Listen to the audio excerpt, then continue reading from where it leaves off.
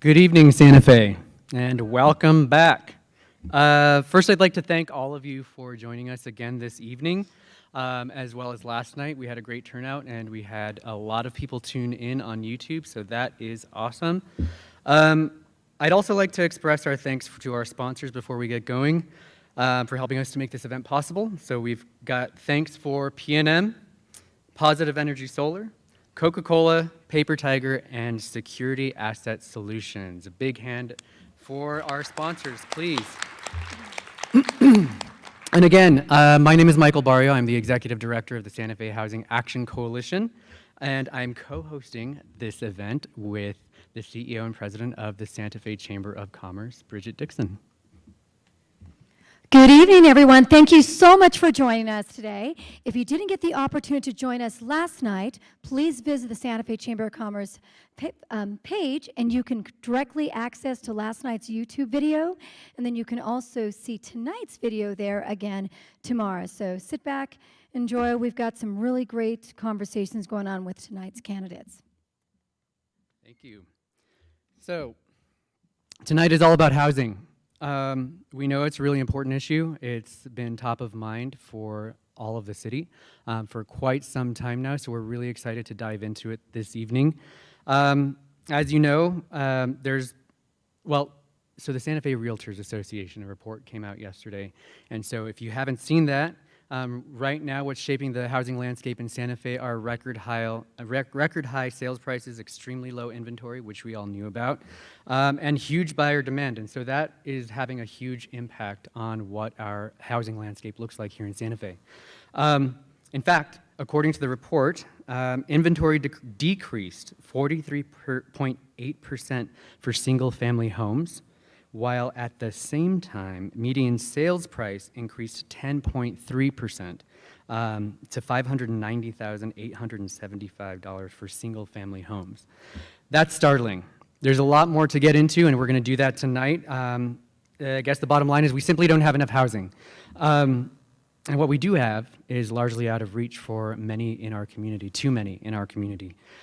So what we need are solutions, and we need them now more than ever. So I guess one of the questions that we are going to be exploring this evening are, how do we work towards a truly transformative approach to housing in Santa Fe?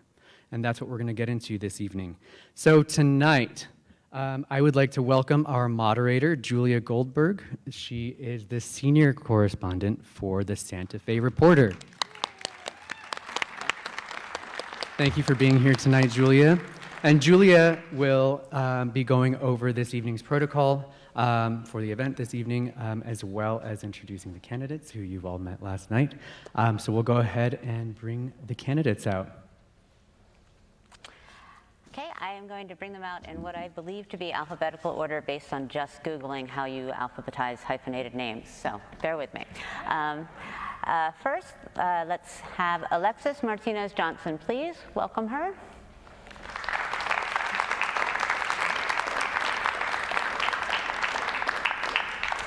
City Councilor Joanne Vigil Koppler. I think wherever you like. Wherever you want. And Mayor Alan Weber.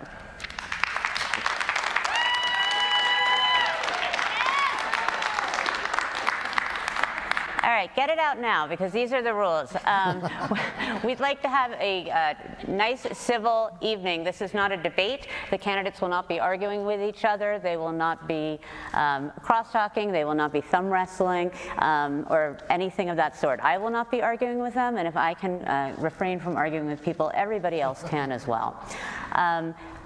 Please, no clapping, no booing, no heckling. I have been empowered to enforce these rules. I am a former Santa Fe County spelling bee judge, so I know how to deal with an unruly crowd. Want the truth, Paul. Okay, well, Please.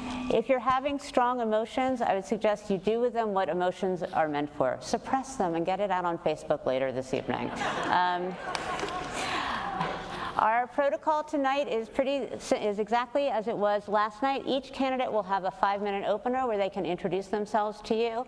We have 10 questions. There are robust and complicated questions. As a reporter, as a longtime proud resident of the South Side, I know I want to hear a lot more about housing, and I know that's why everyone else is here.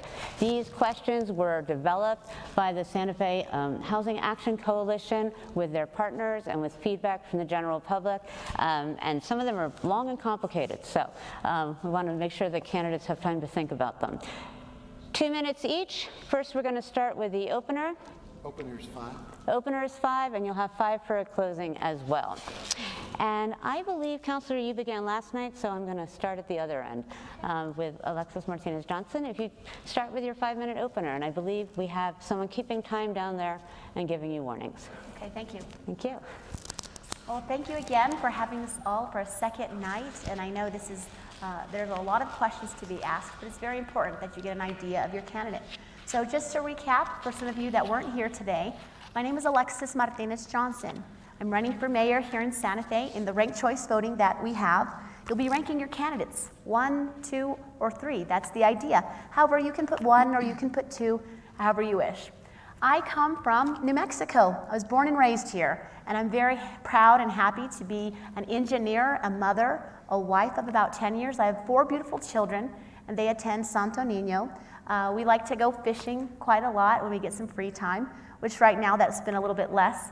A little bit about me, I worked at an environmental consulting firm called Larson & Associates, and there I would project manage various facility construction to make sure that we kept our water clean, our air clean, and our land clean and pristine for the farmers there in and around the Pecos. I would negotiate deals to make sure that our earth is going to be here to provide them water for their crops, and that it is here for all of our beautiful children and families. Some more about me. I am really just so excited to be in this race. I am proud to be a voice, and I didn't ever know I wanted to even get involved in politics. But here in Santa Fe, I saw a lot of things that I wanted to change, and those things are safety. I wanted to make sure that we're COVID-friendly and safe, that we don't shut any businesses down, but that we do understand the real, just horrendous nature of this pandemic. So we need to work together as a community. Also, we need to be safe in our person. You know, there's a lot of crime that occurs, and I want to make sure we have enough officers. And lastly, I want to make sure our water is there for us. As an environmental engineer, that's my top priority. And I want to thank everyone for their questions and comments, and I look forward to talking to you more after this. Thank you.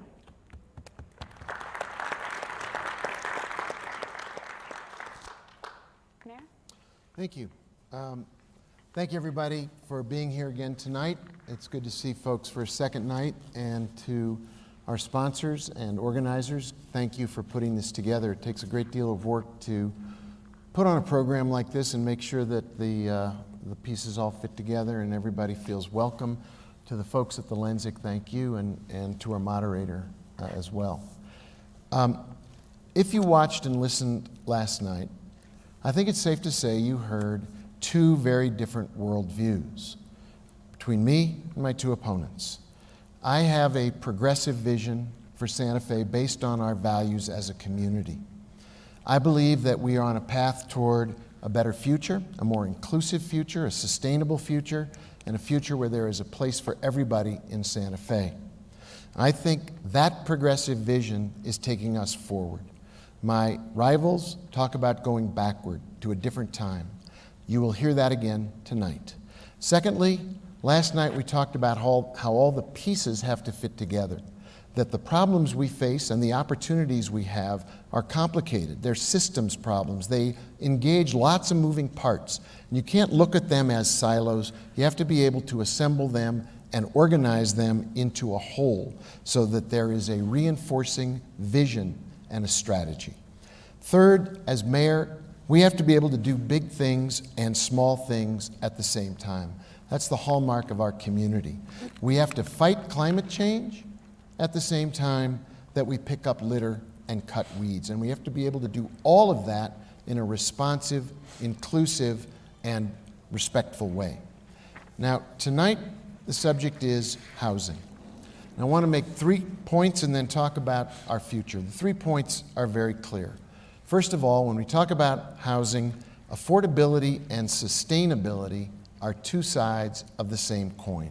We have to do both of them at the same time, and that is how we build the future. An example of that is the Seiler Road project, where the city contributed the land and made a lot of infrastructure investments, and now we have people getting ready to move into a new residential development that will be both affordable and sustainable. Secondly, and this is, I'm reminded of this by Daniel Werwath from the Housing Trust, we should credit people who came before us. We've got some good back accomplishments that we're building on. We're building on the work of a lot of other people. And now that platform gives us the basis for moving forward even more productively and with more progressive solutions. We have to scale things up. That's why I put $6 million into the Affordable Housing Trust Fund, more than ever before. It's now fully funded for this year and last. And third, affordable housing is a team effort. The city is a part, but so are builders, developers, the architects of our community, the private sector, our workforce, nonprofits like the Housing Trust, our public housing team, our federal government, the state government. All of this is working together to build our affordable housing stock so everyone has a shot at working and living in Santa Fe. Now, what are the values that should guide us? First, I believe housing is a right, not a privilege. Secondly, anyone who works in Santa Fe should be able to live in Santa Fe. And that's true of our essential workers, it's true of our firefighters, our police officers, our nurses, and our teachers. We need housing that is inclusive and diverse. We need to grow gracefully. And we need to acknowledge that we are facing here in Santa Fe, as in every city in America, a housing crisis. And as a consequence, we need to be prepared to take bold measures, to consider lots of different steps. There is not a silver bullet for our affordable housing needs, but we do have a lot of good pieces in the right places to build on. Now it's time to scale it up, be even more innovative, be even more progressive, and really build the future for our community so our kids and our grandkids can live and work in Santa Fe in a sustainable city in the future. Thank you. Councilor. Thank you very much. My name is Joanne Vigil-Koppler, and I am running for your mayor. I am born and raised Santa Fean. I've seen a lot of changes here, and I will tell you that there is not going to be a stronger advocate, a stronger voice for affordable housing in Santa Fe. I am the only candidate here who has actually worked with first-time home buyers. I have worked for the organizations that serve affordable housing for the home buyers who are looking. I understand these programs. I've worked with clients who have come before the HomeWise, who have come before the Santa Fe Housing Trust. So I know what it's like to not be able to afford a home because these are the people that I've helped. I am a strong believer that Santa Fe needs affordable housing. I also am one who has a successful career in promises kept. I have a 25-plus year public service career. I've been very successful in that, and I want to tell you that every promise that I've made, I've kept. I have a successful track record in results-oriented leadership. I've led many organizations and have done so, I think, quite well. What I won't be is I won't be a pass-through mayor. I won't take credit for federal funds passing through into the city coffers. I won't take credit for our good governor's work in the work that she did in mandating COVID protocols. What I will be is a leader for everyone, and I'll make sure of that. I think you can count on me for doing that. I want to tell you a little bit about myself, too. I have a son who was born and raised here. He went to UNM, graduated. He's now a firefighter for the city of Santa Fe, and I very much respect the work that all of our firefighters and our police officers and other employees do for the city. Many of those people cannot live here, and that's a goal that I want to have. I think it's very important that the people who work in our city, not only for the city of Santa Fe, but those who work elsewhere in our city, can live here. Because what happens is they go home and they spend the money that they earn here in our city in their own cities, and that doesn't contribute to our economic development. I believe every person has a fundamental right to housing. It's something that probably all of you in the audience have, I have, we on this panel tonight have, and I think everybody should have that. And again, that has been my goal since I've been a city councilor. And I will say that, you know, $6 million was placed in the Affordable Housing Trust Fund, but it wasn't someone that just did it alone. It was the city council, it was the governing body. We did that. And I will never take credit alone as mayor for any work that the governing body does, because we are all one. We all have concerns for Santa Fe. I don't believe in taking credit for other people's work.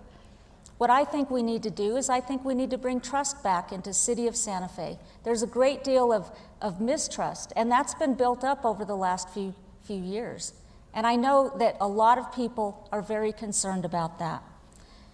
I have a good record in my human resource background in hiring and recruiting, and I've done a lot of training in various subjects for all of those kinds of topics, including managerial topics. I can tell you that I've had a good track record of hiring people who can do the best job for the city, and I will do that. I will hire the best qualified people who can run this city, and they won't be yes people. That's what I don't want. I don't want yes people. I want people who are knowledgeable, truthful, and will do the things and say the things that they are encouraged to say, even if they go against what I would like to see. Because that's how we grow. That's how you create a team, by involving people supporting what they help to create. I'm a big believer in that. Now, last night, the mayor said that we had a clean audit. Most of you read the New Mexican this morning. We do not have a clean audit. The housing trust, the housing groups and those in our city rely on federal funds that are distributed through HUD. And so those funds are grant funds.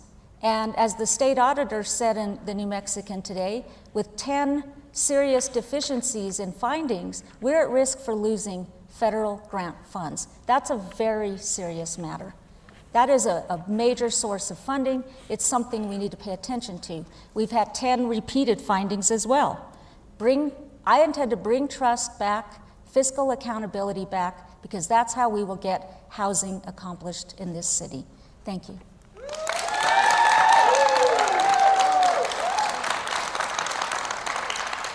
Okay, we're going to begin questions now. I'm going to ask people to please hold their applause and utterances until the end of the evening, when you'll have a chance to applaud again.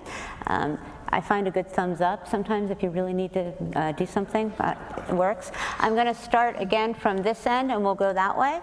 Our first question picks up on what Michael referred to in his opening remarks, which was the report yesterday from the Santa Fe Association of Realtors. They were reporting their third quarter housing and land prices, and as Michael noted, both rose.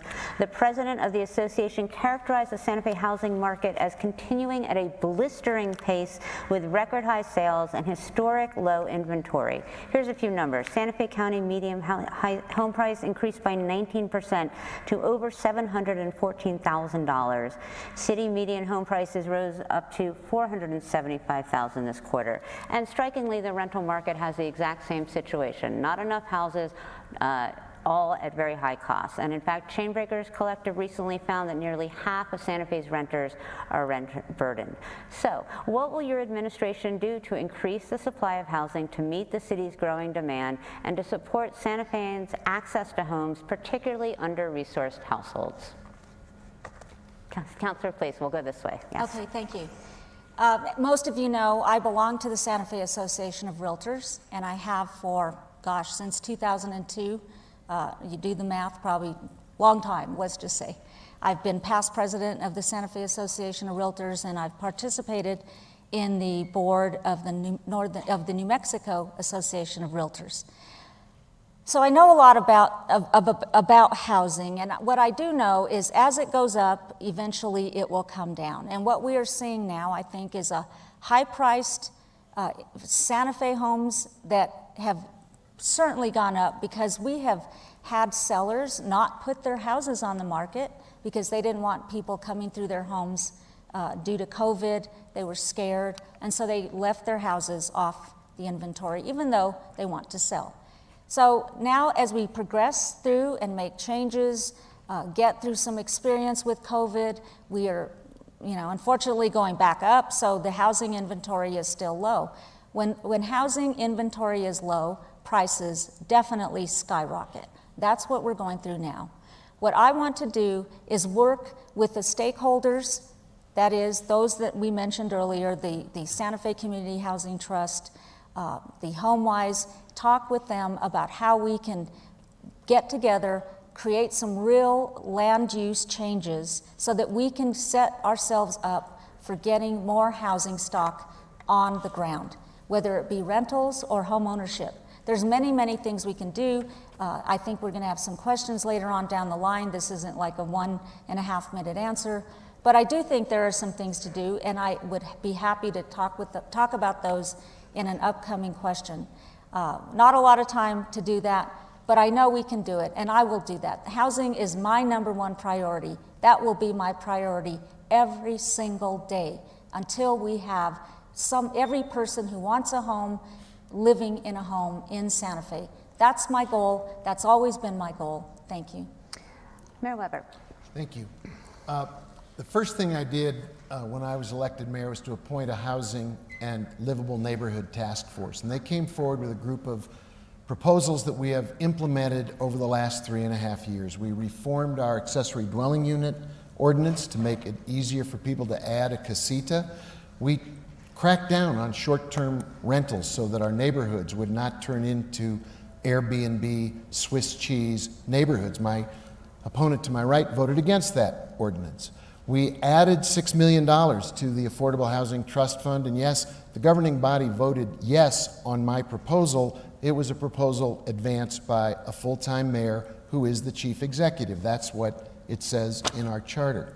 We've put onto the market city-owned land so that we can donate that land, write down the cost of construction, and provide more affordable housing on land that used to be city-owned land. In the last 3.5 years, and I'll show you a quick picture if you can see it, this is what's happened with housing permits in the city of Santa Fe.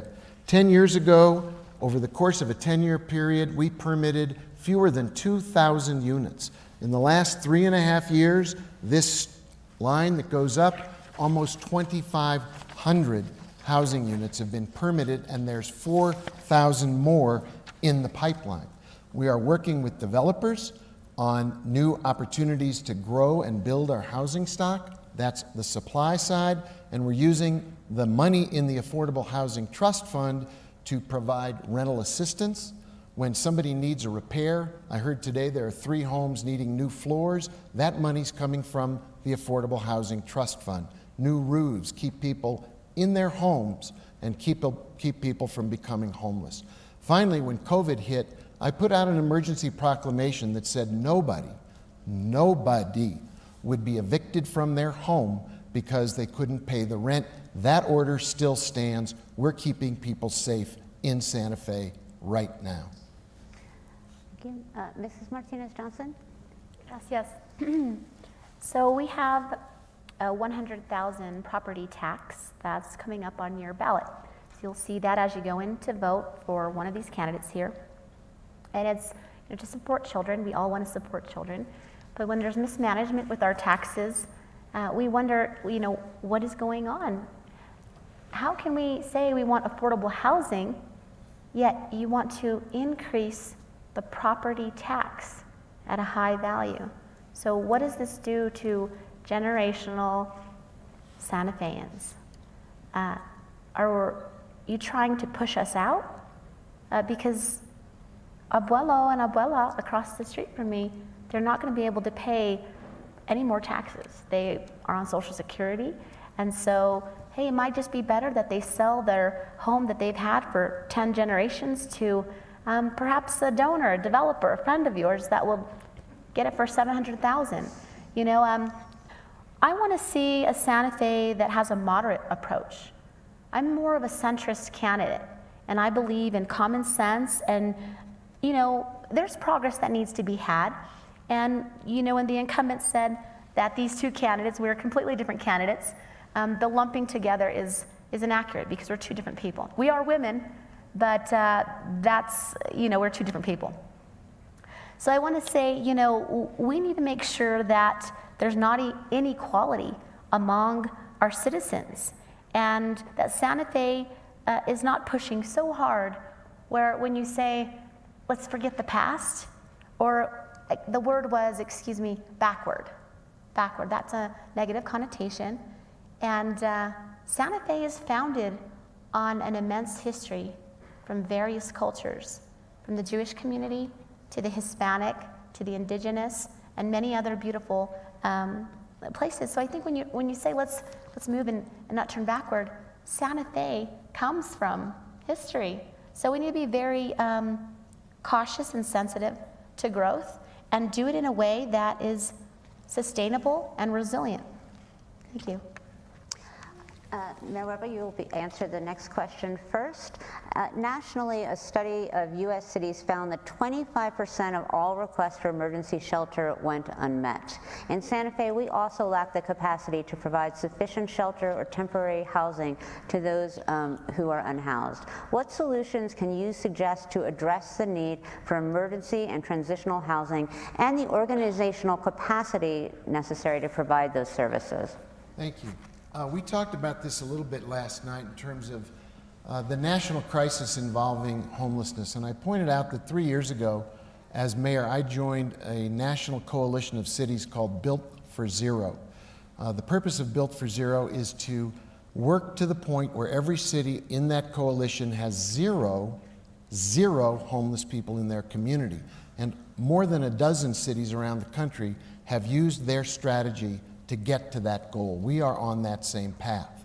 We have begun the so-called by name list. I talked about it last night. It's very dehumanizing to talk about the homeless rather than the individuals who are experiencing a lack of shelter and a lack of housing. So we're working on a by name list so we know everybody's case history, their story, and why they are experiencing homelessness.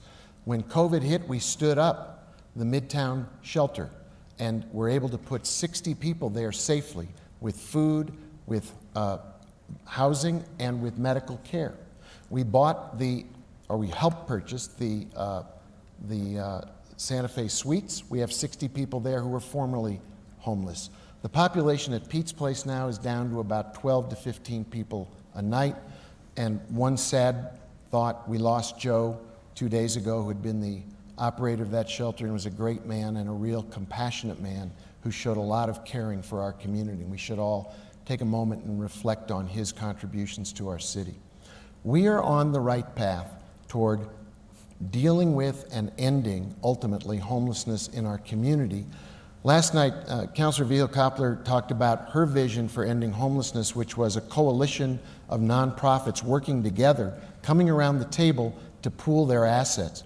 Councilor, that's what Built for Zero is.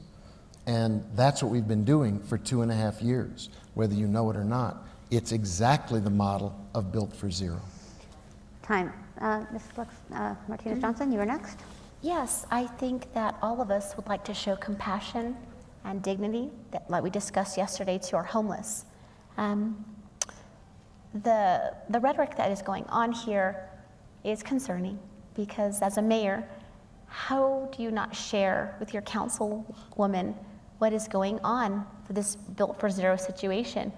And what's very perplexing is that, you know, we need to work together, and irrespective of political affiliations and irrespective of you like the person or not, or you like the color of my shirt or not, it comes down to what are we going to do to move Santa Fe forward? And this rhetoric right there is displaying to not only me but to all of you that there's a defunct process already. So if you're going to choose one of these candidates, you're already choosing a situation where you can blatantly see that neither of them are working together. Is that true? I mean, you don't work together. You're not working for yourself. You're working for us. They can't answer you under my rules. Thank you.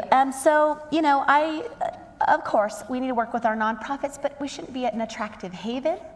We need to make sure that people have a 90-day pathway for individuals that are displaced and traumatized. We don't know what their life story, but we should never underestimate the resiliency of the human to overcome these very difficult situations. So I would support working with our Las Vegas Mental Health Institute, some of our government agencies, of course our nonprofits, but when you work with nonprofits, you need to make a deal, and what is the next step? I differ from these individuals, not only that I find their rhetoric disconcerting and disorganized, but I differ in that I want to have the follow-through and transparency. So I'm a project manager, and that has been my forte, making sure that those actions get done. When we talk about this Built for Zero, it sounds really cool, a great buzzword, right? The community has no idea what it is, and we see zero improvement in encampments. I mean, if you want to take a rest, there's a couch under the bridge over there, and that's not good for our children. Thank you. Thank you. Counselor. Thank you very much for the question. Yes, indeed. The city did purchase or assist to purchase Santa Fe Suites for housing the homeless. We also housed homeless at Midtown. And remember, we have a governing body consisting of city councilors. We all did that. Now, I will agree that Built for Zero has part of that in its plan, but I have not seen a great improvement in homelessness across our city. And if we had that, I would not be getting countless phone calls and phone calls to the police department about removing homeless people from private property.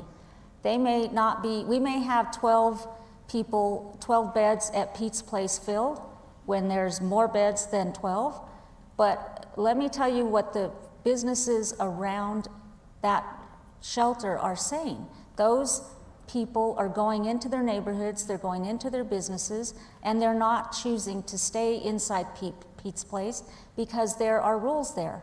So we're moving some of those people around into the city of Santa Fe, and it's not productive. Yes, I do want to work and create a coalition of those who are involved, those nonprofits, in ending homelessness. I want to fund a case management system so that we can regularly discuss how are we helping? Is it working?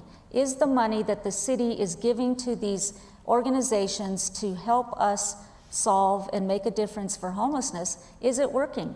Are we measuring that? I've never seen a measurement process except for the complaints that we get.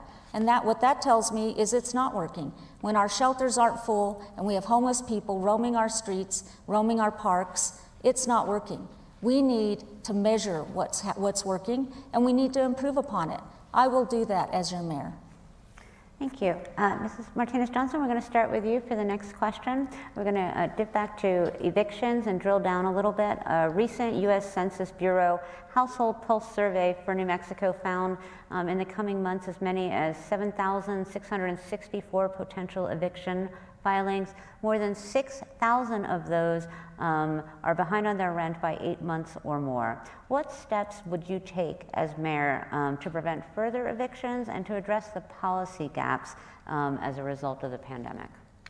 Well, as we've faced COVID, and we're still faced with it right now, we need to make sure that people who are in the hospital and are struggling to breathe, that their families and their little girls and boys, that they're taken care of. And we need to do that as a community. So we need to make sure that they are not evicted outside of their house. And I did see here in the budget that there is currently a number to call in regard to providing services for those individuals that have these issues, whether you're someone that is being evicted. But I also think, many people are small business owners, perhaps tenants, and they need help too. They need to be able to provide for their children. They may have one casita that they rent, and they are going to have to, at some point, receive funds in order to pay their expenses. So as a city, we need to help and make sure that the CARES money and the associated state and federal money is there for these individuals. But again, this is not something that goes into perpetuity. We have to work to make sure that there's a pathway and make sure that these individuals can be healthy, number one, and then pay for their rent. So I completely would love to support working with our nonprofits that provide assistance. And we already have local assistance that is put into helping these families. So I would further that. As long as we're in this pandemic, we're going to have to do that because everybody knows here what a treacherous illness that this is. So we have to have compassion for our community so that we can come back and be resilient. And thank you. Thank you. Councillor, I'll come back to you. Thank you. We do need to have compassion for all of the people, all of the residents in Santa Fe who cannot afford to live here or can't afford to pay their rent. We do have programs. I know the mayor has said so. Federal government has given money for rent subsidy, and we have the Affordable Housing Trust Fund. I believe that we can use some of those funds to help people who are having rent burden. And it's really important for us to take care of people like that. The next thing we need to do is see if there's a way we can help them to gain employment or be gainfully employed. Now, some of them may have had some rough times with employment, and so we should have the means to help them do that. But primarily, I think compassion for these people, making sure that we can help them with perhaps avail themselves of programs through the utilities, such as P&M and the gas company. They may be having problems there. I know that there's extra money you can put into your bills to help those who can't afford to pay. We need to suggest that. Maybe do a PR campaign to help people with the utilities. And certainly I think with water shutoff, we should avoid that at all costs. So the bottom line here is I have a compassionate heart. I grew up in a very humble family where we didn't have a lot of money. We were never rent or house burdened, but we sure didn't have a lot of food either. I know what it's like not to have things that you need to live. And I know what it's like when you don't know where your next meal is coming from, and when you worry and go to bed every night and think, how am I going to get through tomorrow? How am I going to get the food I need to go to school? How am I going to scramble for lunch money? Those are things I experienced. I experienced them as a young child, but did everything I could to help my parents. And so I know what that's like, and I will do everything in my power as mayor to get people the help they need. That's what we need to do. Thank you. However, Thank you, Julie. Good question, because it's a looming crisis here and around the country. This is where progressive values lead the way. This is where having a sense of our community as one family makes all the difference. And this is where Santa Fe has risen to the challenge of COVID for the last year and a half to make sure that people don't go hungry. The Food Depot has fed people. The Community College Kitchen has produced meals. And an enormous effort has been made across Santa Fe to reach out to people in need to make sure that people are well cared for and are safe. As far as your city government, we've been at the forefront of that effort. As I said earlier, when COVID hit, I issued an immediate emergency proclamation, and it had a number of the things that my two opponents have said they would do, we did. We put a moratorium on people being evicted from their homes because they couldn't pay the rent due to COVID. We immediately instructed our water department to tell people we would not turn off their water if they couldn't pay the bill. We reached out to P&M and the other utilities and said, can you make money and assistance available to those most in need? We put $6 million in direct cash assistance so people could pay the rent, feed their families, if they needed to, buy a new tire so they could get to work. We worked with Chainbreaker on a program to make sure that there was a policy in place that would protect people. The budget that is in place right now includes a direct hotline for renters to get help if they have questions about how they can stay in their homes. And we've been working with the state and the federal government with a rental assistance program that will again help people pay the rent, not only in the past, but months into the future. The living wage is also a key part of this entire package. We need to pay people a living wage so they can afford to make a living and work and have housing in Santa Fe. Thank you. Councilor, we're going to come back to you to answer the next question first, and we're going to stick with renters' issues.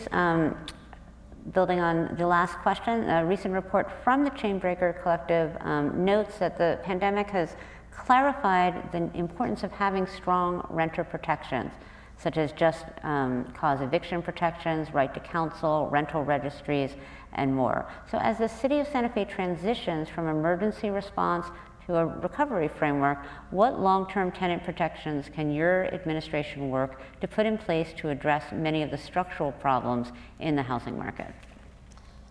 Well, you know, I think we need to look toward programs that offer rental control. And that's an overall housing issue, but when we speak to renters that the Chainbreakers has studied, you know, it's never more important than what they are experiencing now, because that report also says that there are many renters who cannot afford their rent, and so they've tripled and doubled up into a single family home and have many, many people living in one house. So we need to make it affordable for them to move into rent-controlled areas, and that's something that maybe is not going to be very popular with people, but we need to have some kind of vision for how we're going to solve this problem. I do think we need to continue the programs that the city of Santa Fe put into place, that we put into place, and keep an eye on it, measure how it's working, and make sure that we continue it. The issue of rent and people not being able to afford their rent is not going to go away. I think we do need to have, as a city, a long-term solution, a long-term plan for addressing rents where people cannot pay. And so I think, you know, keeping an eye out on rent control is something we need to have an eye out for, and that's something that I will take a look at when I'm mayor. Thank you. Thank you. Mayor Weber. Julie, I had a problem with your mic for some reason. Would you like me to repeat the question? Yeah, if you could. And, Sure. and maybe there's a little adjustment, because I don't know whether anybody else, but the echo effect is pretty hard to pick up. Okay. Is it? I'm sorry. Can you hear me now? No one has ever told me I was hard to hear. So Maybe you don't need a mic. I think that's entirely possible. As the city transitions from emergency response to a recovery framework, what long-term tenant protections can your administration work to put in place to address many of the structural problems in the housing market? Okay, thank you. Structural problems in the housing market. Thank you. Very good and important question. And the Chainbreaker Collective and Tomas and I have been in meetings over the last year and a half to begin to work on that exact issue. Part of it is obviously supply. We simply need more affordable rental units, and we need to bring them onto the market in ways that we use all of our tools, including, as I said earlier, the city contributing land that can then produce rental apartments that are lower cost. We are doing that with Alto Street, and we'll continue to look at city-owned land where we can provide the land and reduce the cost and make it affordable. I think we need to look at things like the zoning code. Across America, we're seeing cities look at whether or not single-family zoning codes continue to work. Do they make sense, or are they restrictive? The accessory dwelling unit ordinance that we passed moves in that direction. We should look at a bolder, more direct approach. We are financing a city office for renter assistance and direct phone calls, because a lot of times renters don't know what their rights are. They need help with Spanish-speaking support. They need help with law. They need advice on how to get to their landlord and negotiate a different payment structure as we come out of COVID. We need to continue to use direct cash payments so people are not forced to leave their homes. And we have put money into the Affordable Housing Trust Fund that provides exactly for that kind of assistance. Those are all important steps. Beyond that, I think we need to do things like look at land trusts, where you change the market dynamics of how housing is built and financed. All of these are on the table in my administration. Those are progressive values that will make it possible for renters to live and work in Santa Fe. Mrs. Martinez-Johnson. Well, there's so much progress. There's so much progress for a developer mayor and a real estate agent. It's quite a bit of progress going on. Do we want to turn housing from an essential need to nothing more than business opportunities, investments? So developers usually have an upper hand here in Santa Fe. And do we want the homes to be these investment homes? Because I want homes to be there for families. And I reject the councilwoman's statement regarding rent-controlled areas. I think that clumping demographics of various people into an area does nothing but further disparity. And I don't think that's the answer. As your mayor, I would increase our public transportation to existing underserved areas and communities. And also, you know, we're going to look at the areas where we already have transit, of course. So transit is very important for people that in the socioeconomic level or lower, they can go to and from work. So transportation is key. As you all know, we need to do more traffic control engineering in the city. And as an environmental engineer, I look forward to creating a better Santa Fe that is engineered great. You know, as you stop at the lights, as you go into your communities, make sure that they're safe for our children. So those are the candidates that you're going to be choosing from. So we talk about affordable housing. You know, you have a millionaire here that has a lot of development, and now you have a realtor. So it's in their best interest, as you can see looking around you, all of the development sprouting up. And this should not be a Portland style or Chicago home style of Santa Fe. This is Santa Fe, and it is not going backward. It is a cultural mecca here, and we do things a particular way. That doesn't mean they're wrong. It's when you come into Santa Fe and you see how beautiful it looks, people love it, and that's why they come here. So I think as we progress, let's just make sure that we also keep our heart and we don't have any gentrification or disparity going on. Thank you. Mary, you're going to answer first. Everyone hear me okay? Okay, thank you. Santa Fe has been characterized as a cumbersome place to do business by almost every type of operator in the housing market, from builders to land use planners to developers. Cumbersome. What specific actions will you take to reduce the time and cost related to approving new housing projects or renovating old ones? Am I first? You are first. Okay, thank you. There is no doubt about it that for a long time, dating well before my tenure as mayor, people have characterized Santa Fe as a very difficult place to do business. The city processing, the way in which we process permits, we approve development, it is very, very challenging. That's one of the reasons I think that chart shows that in the last 10 years, before I became mayor, we really issued fewer than 2,000 total permits. In the last 3.5 years, almost 2,500. We're making progress. We have a long way to go. We've implemented technology, so there is self-service in our land use department. We are staffing up the land use department this year in our budget because the GRT has rebounded so strongly coming through COVID the way we have.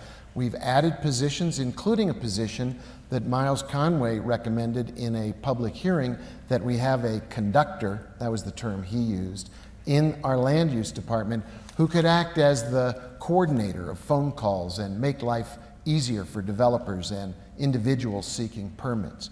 But we've got a lot of work to do. We have to add staff and simplify the process. We need to look at our development approval process. Over the years, as we've protected Santa Fe and kept it looking like Santa Fe, we've adopted protections that make it harder and harder to do business in Santa Fe. So it is time for a comprehensive look at the practices and the policies that we have in place and see if we can streamline them, automate them, professionalize them, use technology and more staff to make them simpler, faster, easier, and more convenient. As an entrepreneur and a businessman, I can tell you, I know that when you're doing something like trying to build a project to fruition, time is money, and we need to make it faster and easier for people to work with the city. Okay. Mrs. Martinez-Johnson, we're back to you. Yes, we definitely need to fund the individuals that are going to be taking care of these permits. And we've already started, obviously, with the technology implemented that was just talked about, that the permits are being processed. But we need to make sure that the secondary measures are taken care of. If someone has an addendum, or if a constructional design needs to be changed and they go back, there's no backlog with that.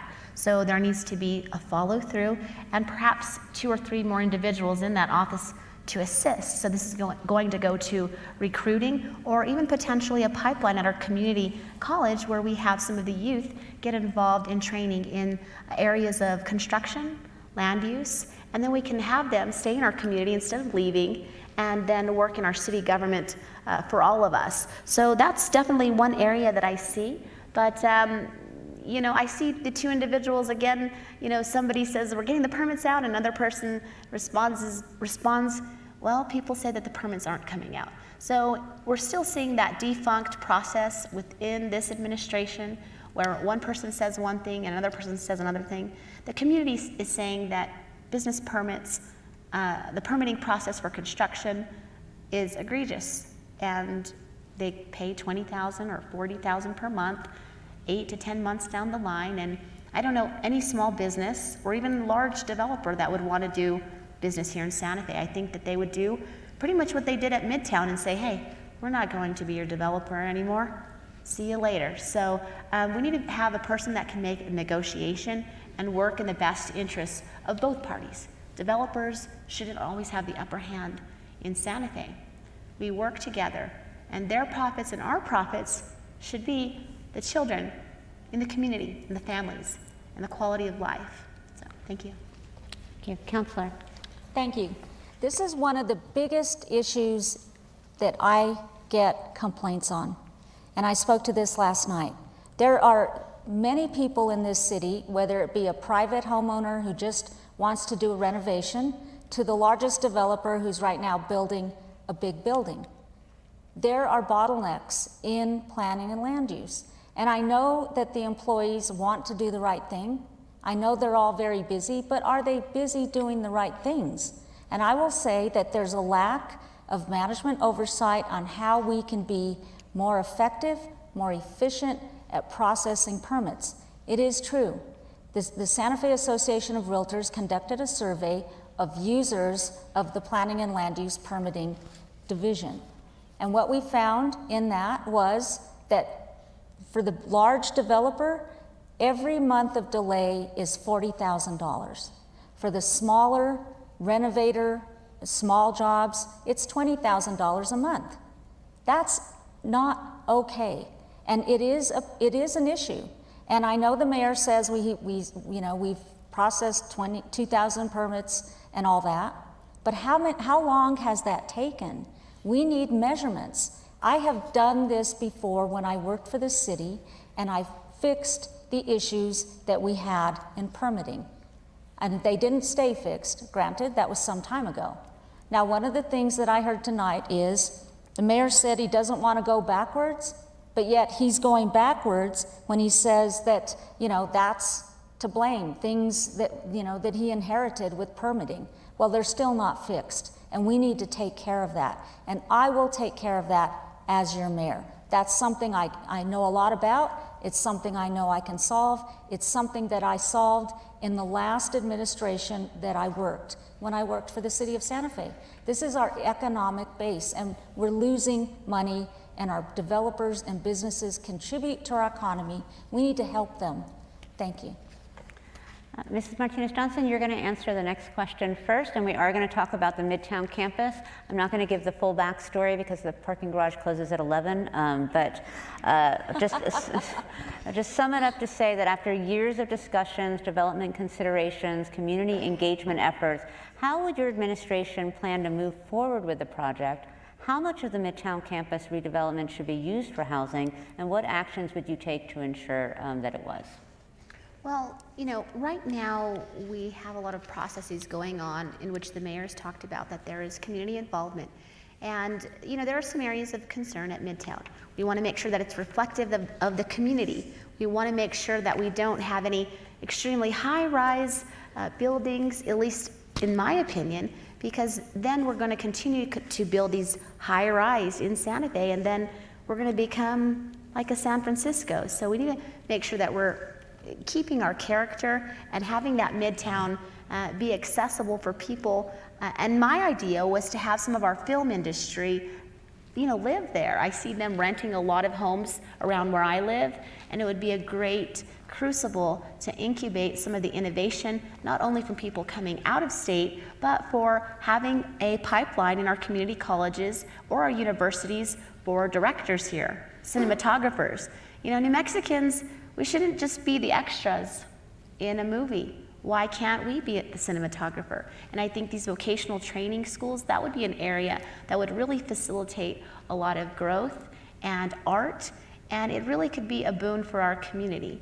I think we need to make sure that we understand that Santa Fe is unique and not try to force extreme height in this area. So I, as a candidate, as a mayor, I look to the current ordinances and zoning that we do have, and if anyone wants to change that, I think we should go back and change those. But I don't think any mayor or council person should vote on unilaterally taking away those ordinances for developers. So I would promote that area to serve the community, to serve children, of course, to have mixed use, and I'm looking forward to that. But another concern as an environmental engineer is making sure that the site is not contaminated with any type of hazardous products that would pretty much subvert our efforts. We don't want to have any people in those areas, and so that's a real concern for me, and I look to further that conversation with any developers in the future.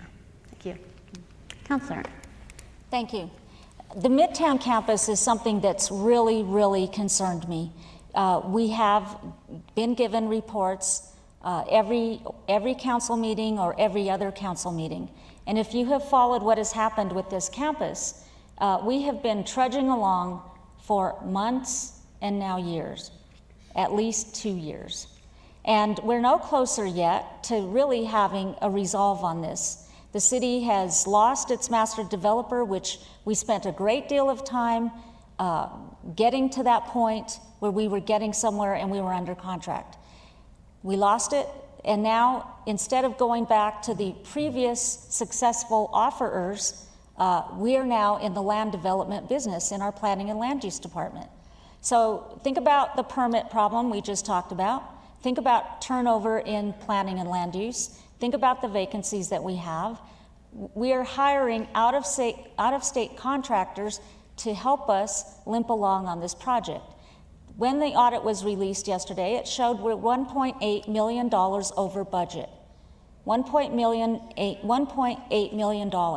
That never came before the City Council. If you look back at council meetings, I have been asking, including the last meeting, where are we on the budget? Where are we on how much this is costing us? Where are we? That only has come before us once, and what was reported then, that we had spent maybe $150,000. We are nowhere near what is needing to happen with Midtown. And I will promise that in my first 100 days, with regard to affordable housing, we will have a plan in place to put affordable housing at the Midtown campus. And I'm not talking the entire campus, but I will make a commitment to do that. After all, we do have a big need for affordable housing. We've been talking, engaging. Now it's time to do something. It's time to do something with what we have learned from the public. And everyone has said we need affordable housing. Thank you. Mayor. Well, there you go again, Counselor. As I predicted at the beginning of this forum, we would hear a lot of criticism and negativity and dark predictions, and the fact is I see a very different future for Midtown and a lot of progress on Midtown. Yes, COVID did wipe out the business plan of the master developer who was ready to come to work with us. COVID took away all of the underpinnings of their economic model. And so the city has stepped in and is doing three very smart things to make sure that the vision of Midtown is the future we want for Santa Fe. It is the place where we can grow gracefully and grow sustainably, and that's the opportunity at Midtown. What are we doing? We're reaching out to the community to listen to the voice of Santa Fe. I was at the workshops 2 weekends ago, the only mayoral candidate to attend, and listen to people from the South Side, from Miguel Acosta and his group of young people, talk about affordable housing, job training, opportunities in the film industry, opportunity to live and work in a sustainable neighborhood. We heard very much about the opportunities for the film industry, digital entertainment. It's one of the reasons why IATSE has endorsed me, because I believe in that vision, and we are providing jobs for our young people in that industry. They'll be located on that campus. We're going to renovate the library and make it a community center. We are going to have solar-powered energy and sustainable water on that campus. But we have to do it in a methodical, thoughtful way. And the fact is, we are working with community input, with a master plan, and then in the beginning of next year, we'll have a zone change that will allow for developers to step up and begin to build affordable housing, to begin to renovate buildings on the campus. We should have a new city hall, a new public service building on that campus. It's all possible if we work at it in a constructive, progressive way. Councilor, you'll answer the next question first, and it relates to the City of Santa Fe's Affordable Housing Trust Fund. Community housing advocates agree the city should dedicate at least $3 million a year to the Affordable Housing Trust Fund to ensure our interventions rise to the scale of the problem and address a range of housing needs, from homelessness all the way through to foreclosure. How will your administration identify and commit permanent and dedicated sources of funding for the Affordable Housing Trust Fund on an annual basis? Thank you.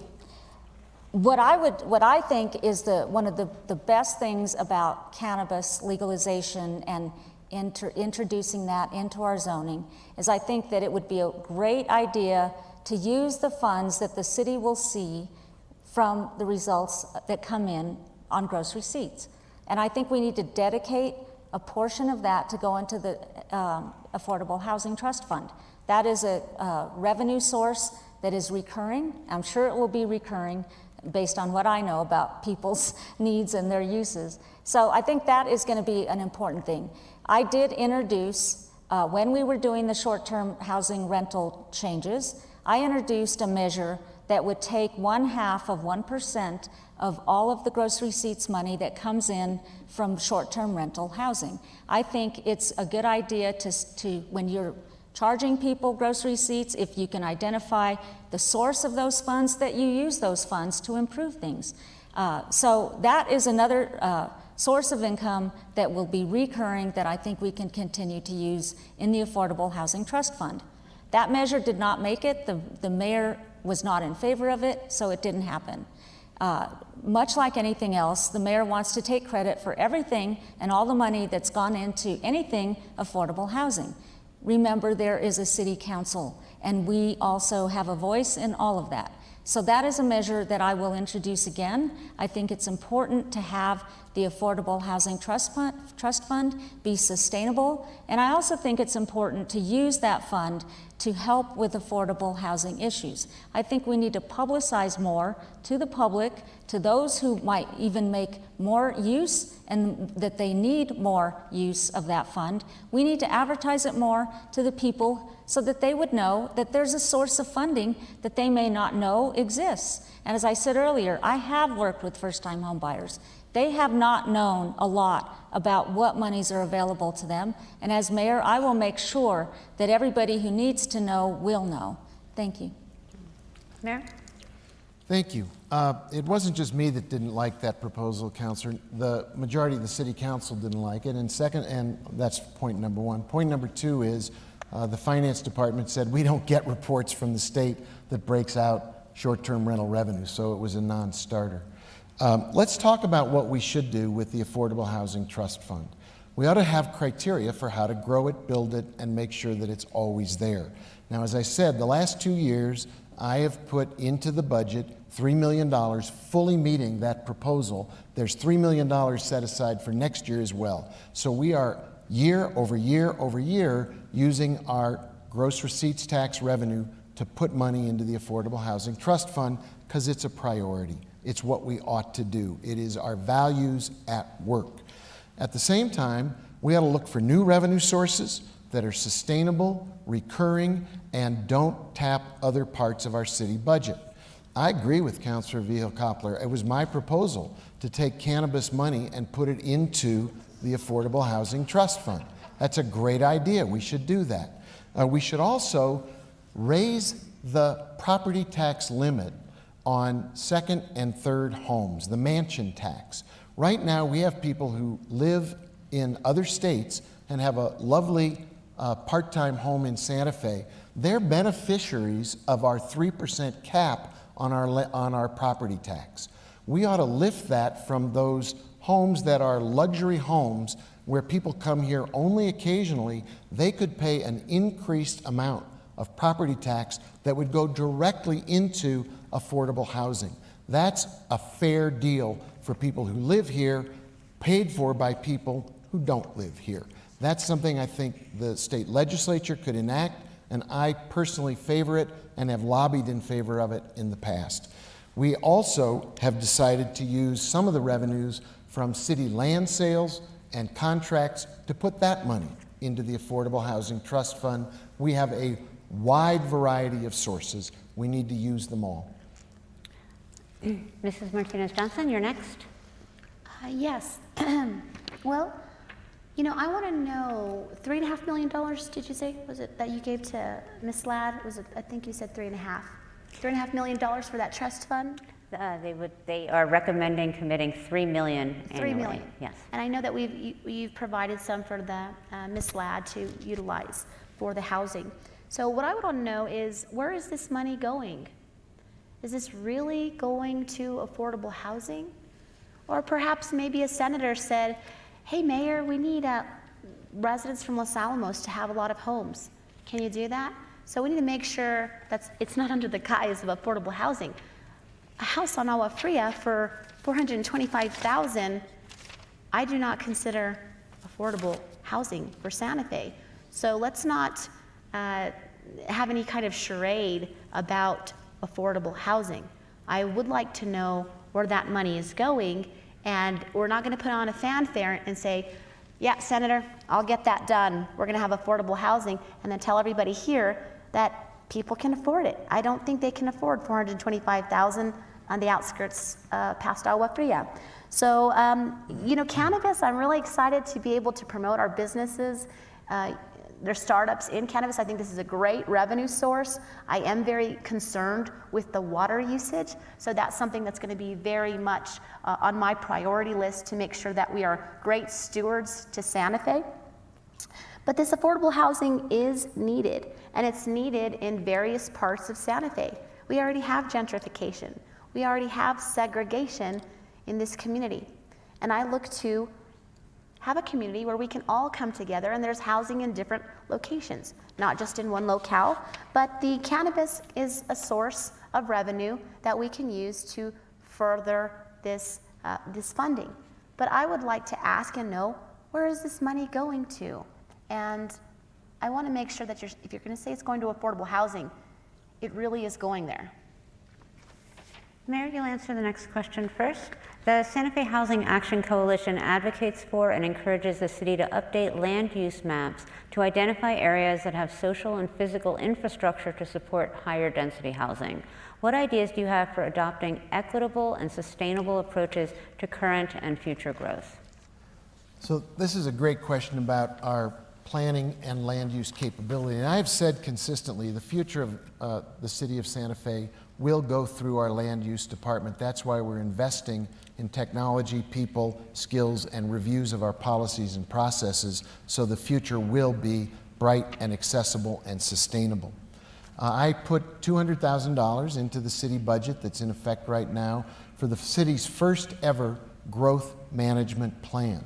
When I said earlier tonight at the beginning of our conversation that affordable housing and sustainability are two sides of the same coin, that growth management plan is that vehicle for putting those pieces together.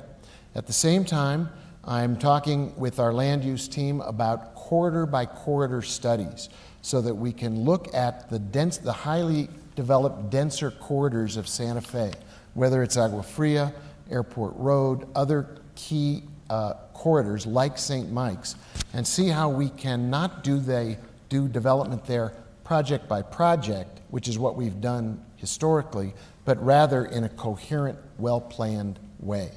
I think in the future we need to look at our land use map and our land development processes, modernize them, make them faster, more easily understood by both the people who live in those neighborhoods and people who want to live in those neighborhoods, so that Santa Fe grows gracefully, sustainably, and with diversity across the city. I talked last night about changing our code so that rather than getting a park with every new development, we get amenities with every new development, so we don't just build housing, we build attractive, safe neighborhoods where people can walk, bike to the things they love, the shops, the stores they want, that are the mom and pop backbone of Santa Fe.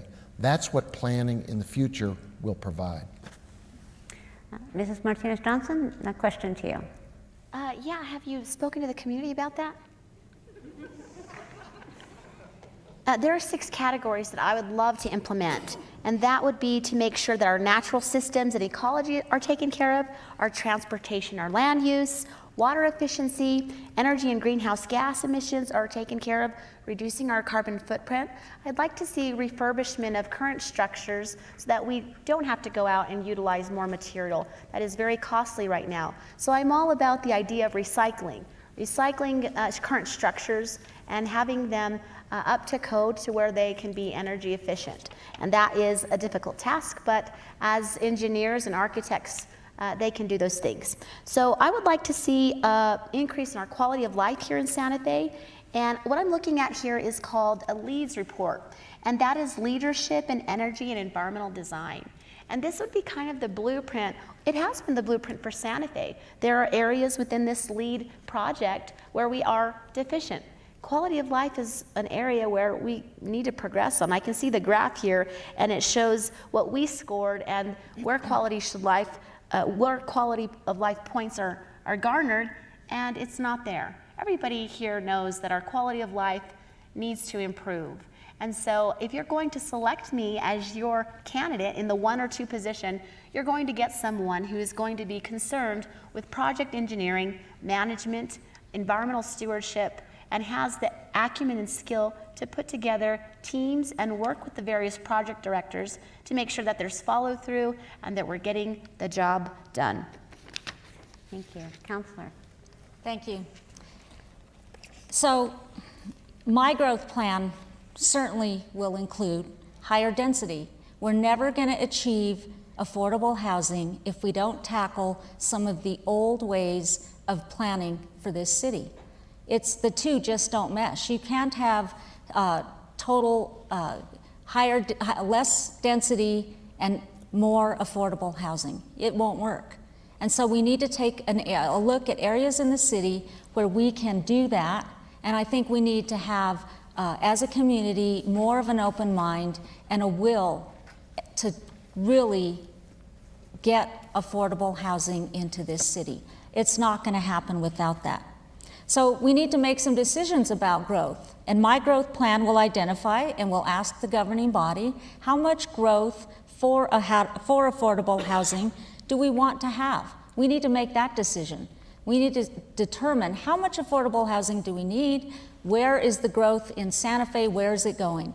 And so that will be what I would like to work with the governing body about. I want to go back to what the mayor said earlier, and he said that he would have a change in how growth is. He would not have parks. So where does that leave our youth? Where we have affordable housing, we have children. That's just, they go together. And so, no parks? Maybe it's because we don't take care of the parks we have. Go and take a look at Regal Park. That's for the children. It's disgusting. There are parks all over this city that are not maintained. They look horrible. There's no money. Good thing we're having an election, because have you noticed the weeds have disappeared? You know, there's a lot of things going on. They're sweeping our streets right before fall and winter. You know, that doesn't make a lot of sense. So my growth plan will be about identifying areas in the city for affordable housing, and it will include parks. Mrs. Martinez-Johnson, you're going to start with our next question. The Santa Fe Housing Action Coalition supports assisting local leadership in creating a framework to identify and achieve affordable housing goals, with the idea that setting goals is critical to track the outcomes. So how do you suggest local government be held accountable for the creation of annual goals for housing services and affordable housing in a way that fits into a strategic framework? Well, I think when we're working with developers, they shouldn't get the upper hand. I think that we need to negotiate and have a proper conversation where people give and take. The developer shouldn't always get the upper hand. And when you look around Santa Fe, you need to ask yourself that, because that is the feedback that I've gotten from the community. You know, I'd make sure that we had our business plan, and what that would entail would be, look, you're going to provide affordable housing in this area, and it's going to be at a certain percentage rate. We're not going to continually give tax breaks, and we're going to do that. These developers want to build in Santa Fe, one of the greatest cities, not only in New Mexico, nationwide, internationally. So I don't understand why Santa Fe always has to provide for donors, or for these developers, excuse me. Why do we have to always provide them with the upper hand? I'm here to make a deal, to negotiate with the taxpayers' money, so that you are served in the very best interest.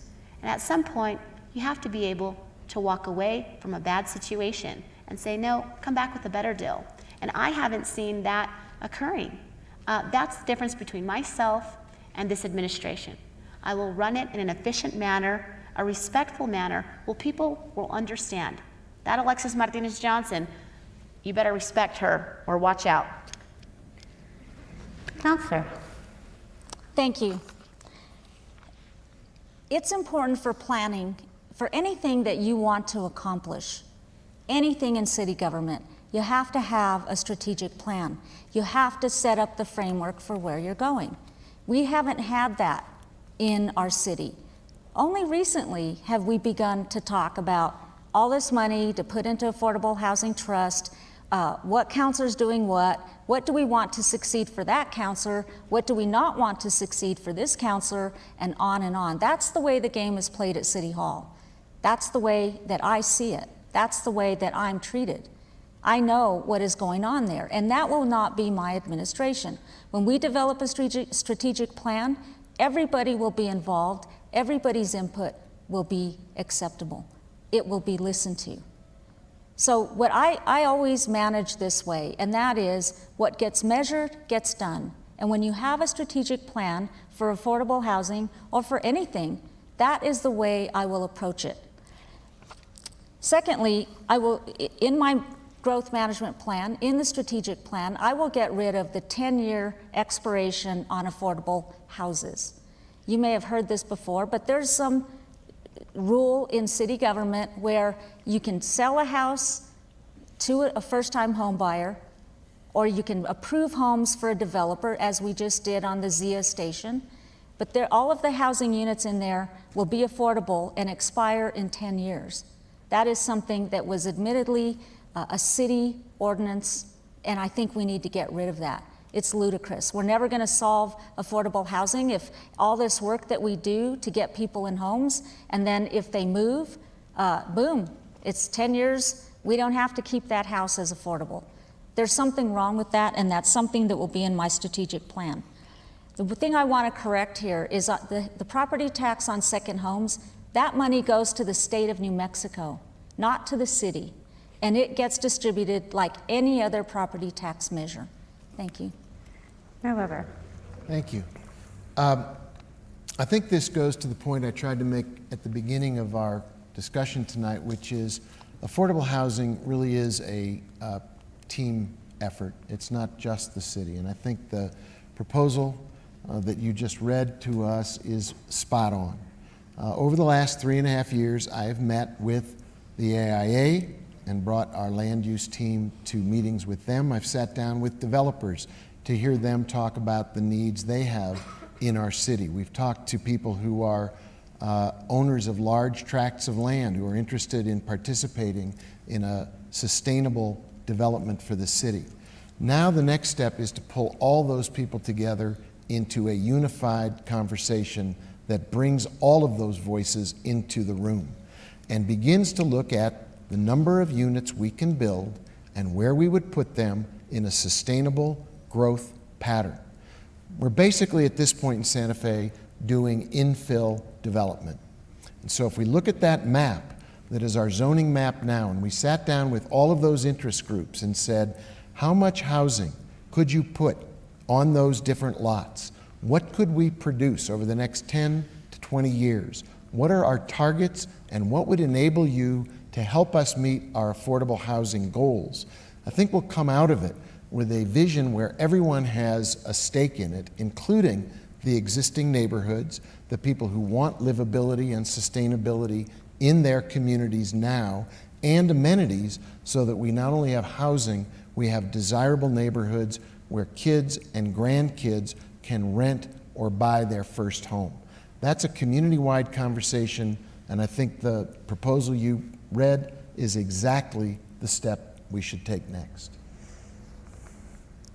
Okay. We are at our 10th and final question. We're going to start it with City Councilor, and then each candidate will also have 5 minutes for closing. The coalition believes it is critical to identify methods to improve the city's development review process. First, for simplified and efficient turnaround, but also to upgrade current community engagement practices, such as the early neighborhood notification requirements.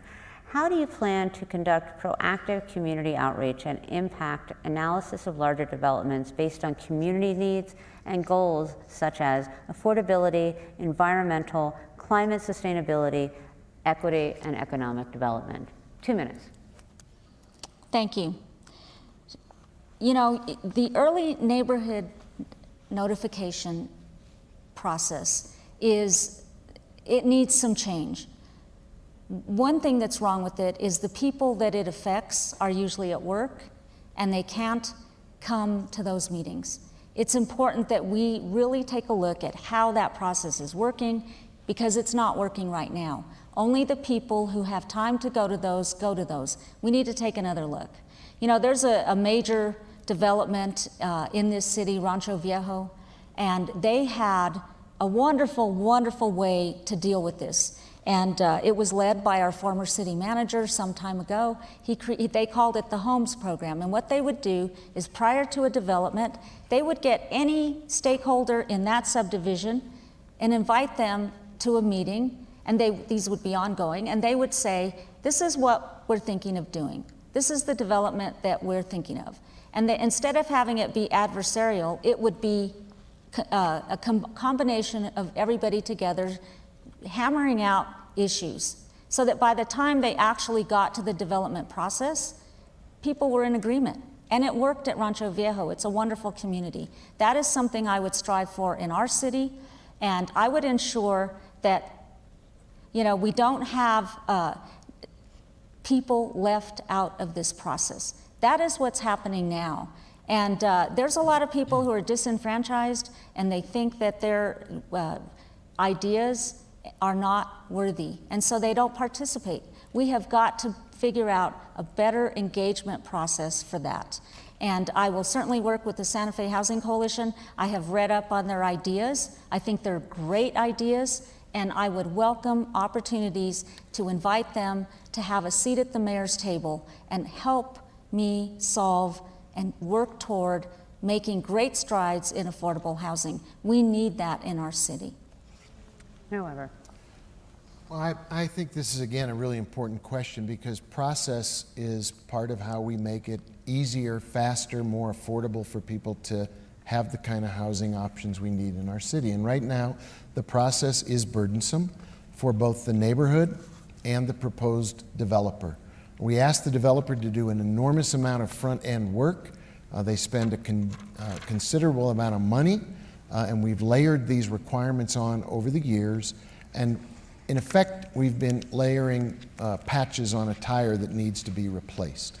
So if you talk to Jason Klook, our planning director, he will tell you it is time to look at our process from the internal side of the equation and streamline the ways in which we ask people to present their ideas so that they don't get committed to an expensive process that won't work, but rather bring conceptual ideas forward and then have a more interesting conversation, a dialogue, rather than, as the counselor said, an adversarial proceeding where people are deeply dug in. So right now what we've done as a city is not to look at how we bring people together to arrive at solutions that work for all parties. We've more or less established an adversarial situation. And it goes to the heart of the need for more forward planning, what I talked about earlier. Corridor planning, growth management planning. When there's a shared vision of what we want for our community, the developers know the rules, they know the boundaries, they know the framework, and the neighbors and the neighborhood associations have something they can count on and feel good about and engage in a productive dialogue rather than an adversarial proceeding. Going forward, I think as we simplify, streamline, and modernize our processes, we'll make it easier for affordable housing to get built that everybody agrees meets our community's needs. That's the goal. Mrs. Martinez-Johnson. Thank you. Well, I think adversarial might be in the eye of the beholder. You know, this situation here is what that's about, right?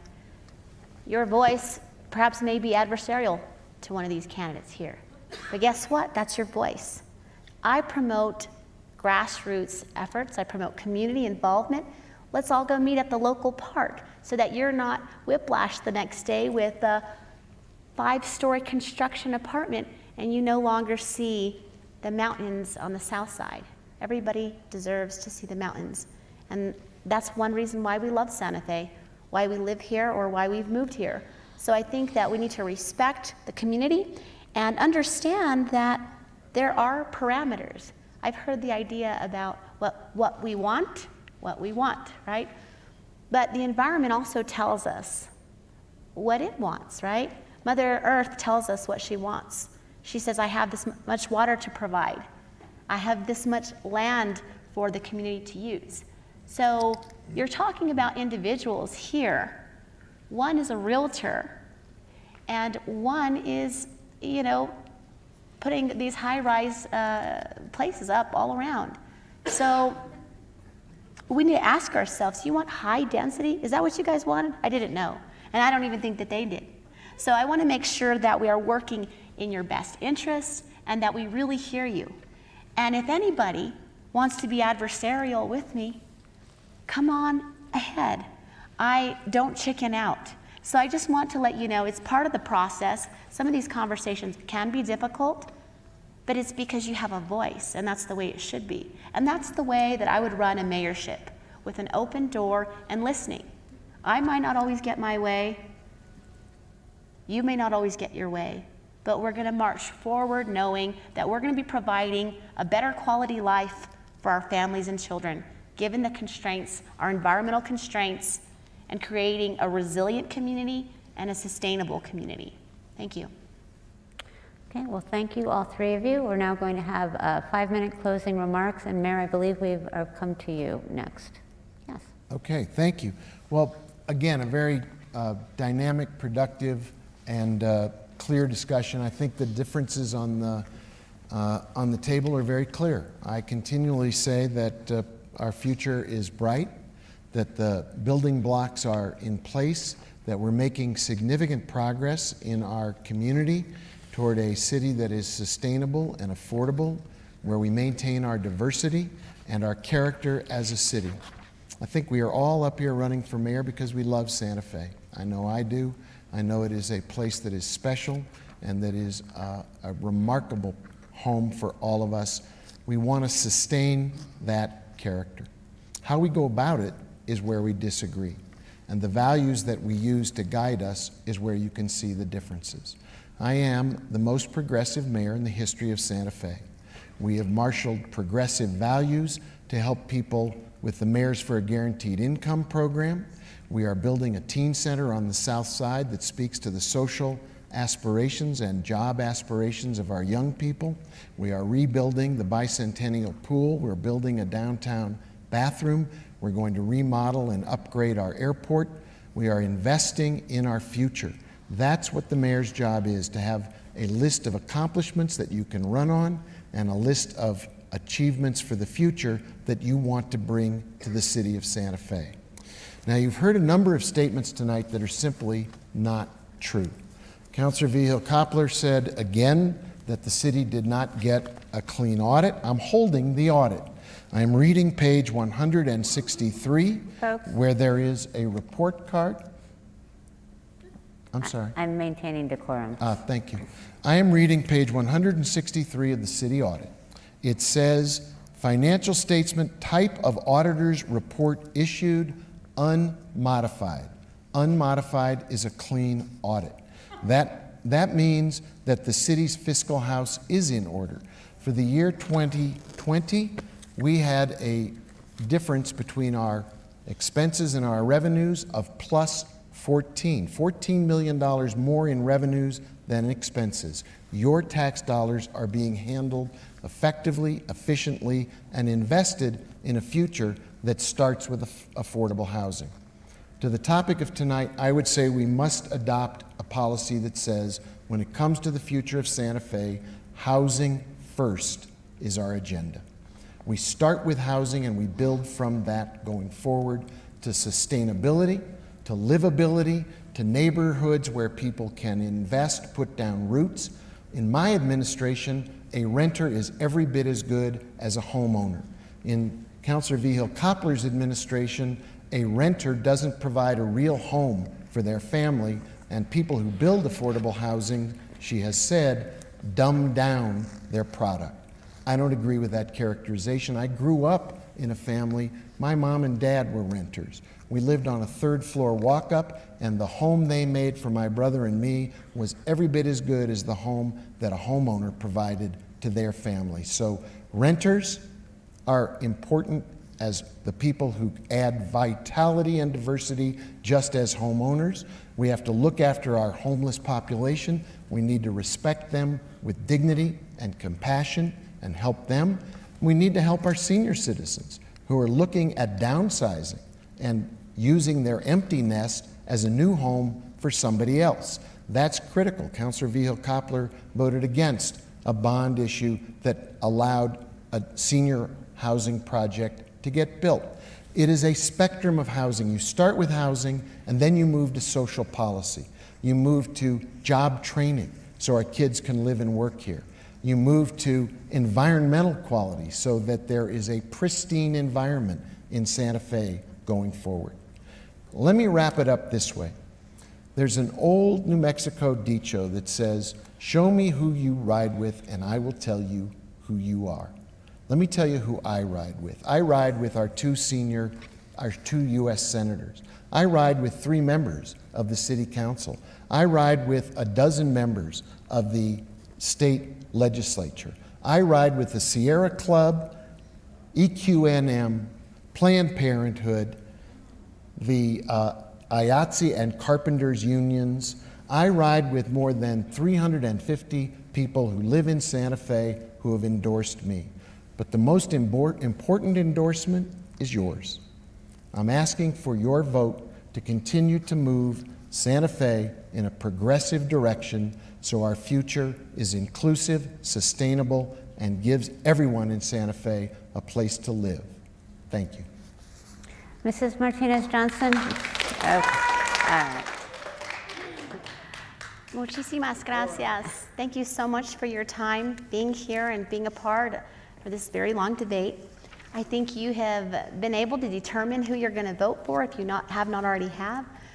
Please vote for me in that 1 or 2 position. This is a situation where I can win this race. If I am put in the number 1 or the number 2 position in ranked choice voting, I can win this race. And I promise to you that I will be fair, and I will be honest, and I will do the job to the very best of my ability. Every candidacy for mayor should be really taking the baton from before and passing it along to the next mayorship. It should never be an erasure and saying, we're not going backwards. We stand on the shoulders of giants, who they and of themselves are the ancestors of many of us, or people that have come here. They understand the cultural importance of such an immense history. So again, my name is Alexis Martinez Johnson. I'm an environmental engineering professional. I look to make sure that Santa Fe is safe, safe with our water, safe from crime, and safe in our own person from COVID. And I also want to talk about, are we moving progressive and progressive and progressive nationally, or are we progressing in Santa Fe? That's a question that you can ask yourself when you go to vote. If you want to progress in Santa Fe, you're going to put me in the 1 or 2 position. Of course we want to progress. What are we going to say? We want to digress? All of these candidates here want to progress in this community. So there's a difference there. A progressive national movement, or providing what Santa Fe needs to progress in our unique community. Secondly, the statement was made that our tax dollars have been used effectively and efficiently. That's false, because you're going to be asked to increase your property taxes by $100 million. How is that providing affordable housing? If your finances were in order, you wouldn't ask property owners to pay more. That is in direct contradiction to saying we want affordable housing. So let's make actions that go towards our goal and make sense. After that, I don't agree with the constant badgering of the incumbent with the councilwoman. It's just getting old, and it's almost on the verge of misogyny. And let's respect each other with dignity and compassion. And I think we need something new. As a councilwoman, if you don't get along with Cassett, Tiger Abeta, and Romero Worth, because they go in lockstep with the incumbent mayor, how will you get anything done? This administration needs to go, and I think all of you have seen why. The new needs to come in, and the dicho that the incumbent is talking about, I think that he needs to ask himself that dicho, because he has all these people in every single part of Santa Fe. I didn't know that. And it's not, what are we writing in the hood with our cronies? The dicho is, it refers to, tell me who you are around, and I will tell you who you are.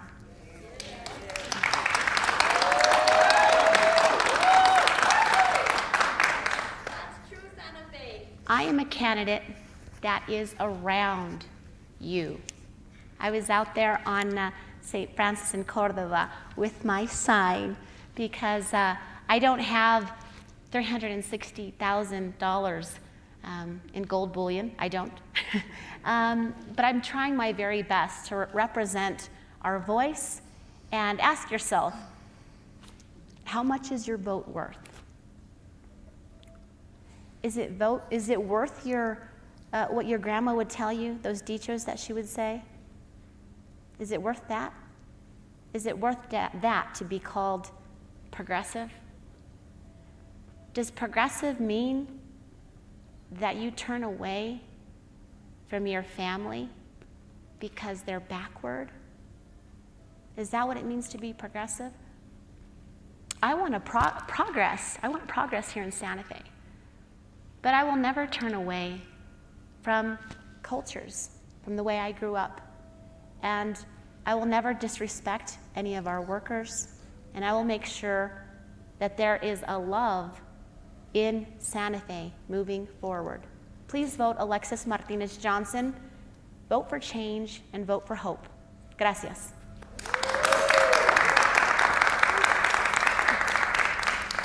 Councillor?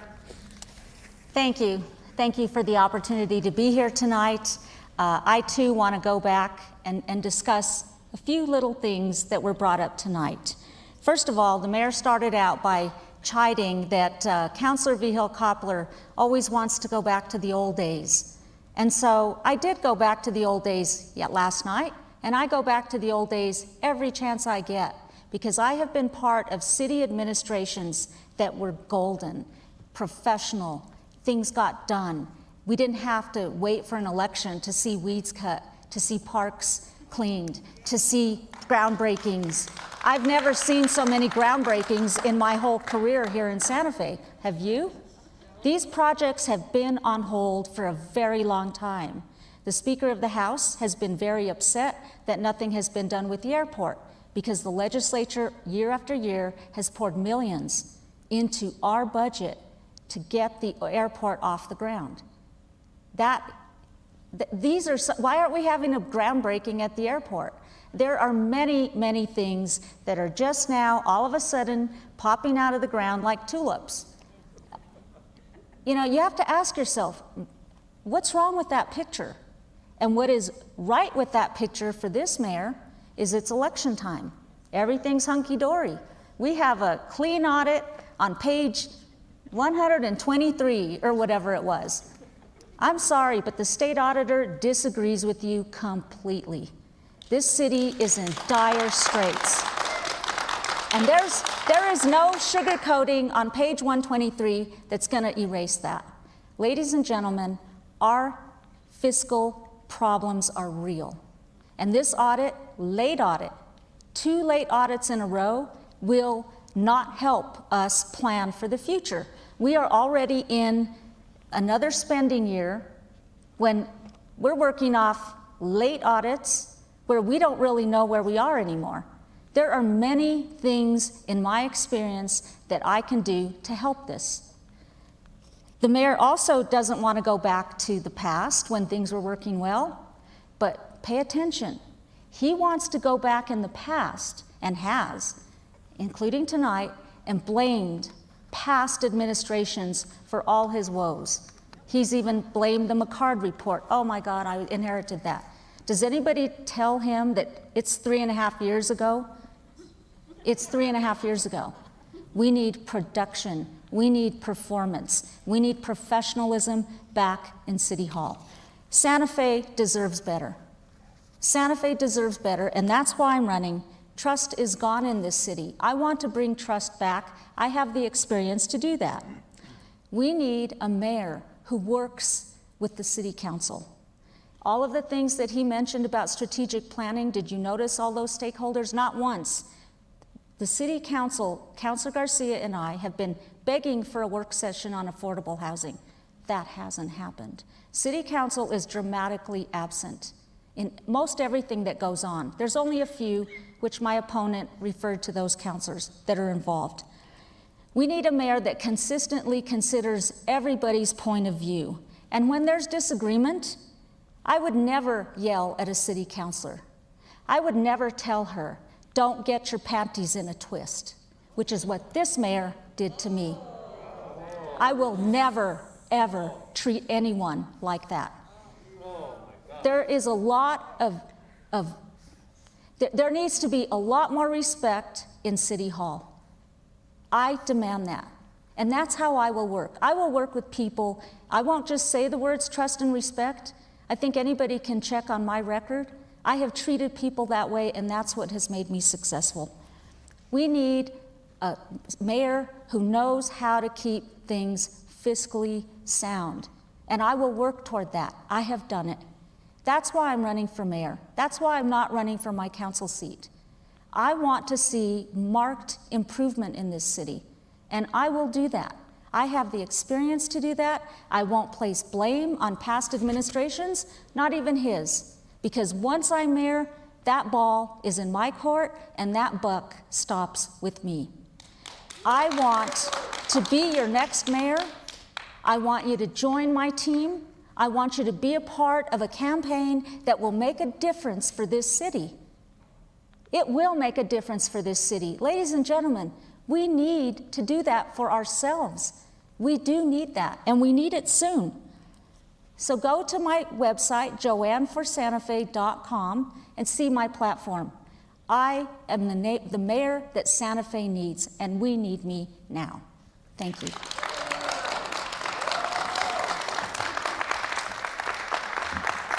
All right.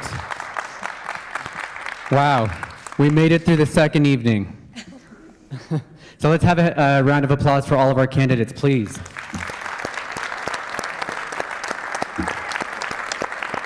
Thank you, all three of you, for being here tonight and for your candid responses. And let's also get another big round of applause for our amazing moderator, Julia. All right.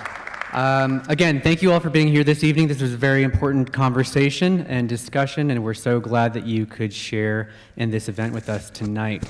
Bridget, do you have anything you'd like to say? I also just want to say once again, thank you. Thank you, Mayor. Thank you, Councilor. Thank you, Alexis. Great conversation over the last couple of nights. And those that did not get an opportunity to check it out last night, please visit the Santa Fe Chamber of Commerce website. You can see tonight's recording as well as last night's recording. And then also, I invite you to join us tomorrow night at Santa Fe Distillery on Airport Road for a meet and greet with our District 3 City Councilor candidates. So please join us, and thank you once again. Have a fantastic afternoon, and don't forget to go out and vote. Thank you. Good evening.